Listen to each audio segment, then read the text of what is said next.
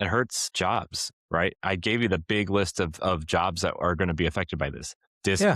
Disc manufacturers, disc pressing plants, design, like graphic designers for box art, the companies that produce Blu-ray boxes, companies like Limited Run and IM 8-bit and Super Rare, and these companies that make these super, niche collector's editions of games. You know, PlayStation was the premium collector box, right? Like, yeah, people collect for Nintendo Switch and Switch 2 and Nintendo games, right? Yeah. But like, they're collecting the Nintendo games for the most part, right?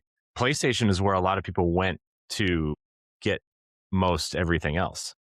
I mean, there's a whole website dedicated to games that play off of the disc on PlayStation, right? It's, what is it? Does it play.org or something? And so there's a lot of jobs at stake here.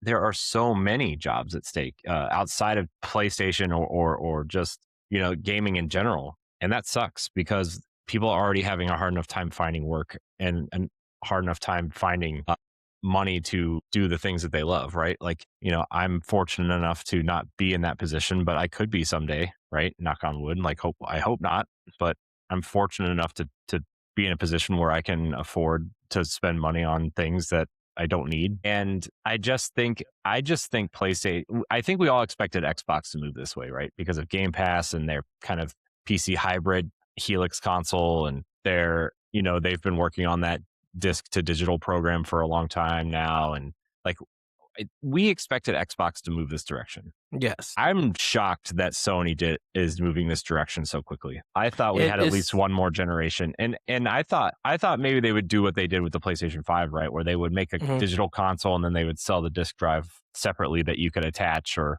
maybe we would like hang off like the Xbox 360 HD DVD player. Oh, wow.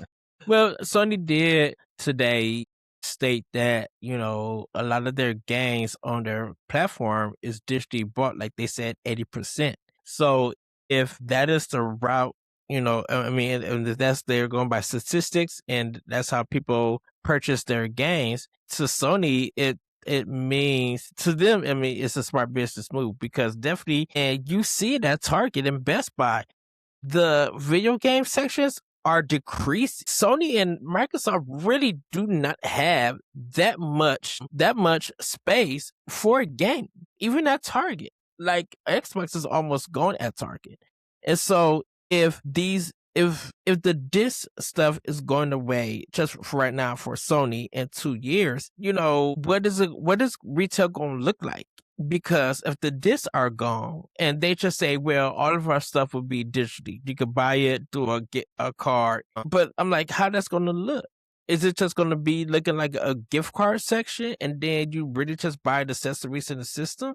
Or will it get to a point where we have to get everything through Sony themselves and then just have the games at the stores or buy online? I think, man, I'm so torn here because like,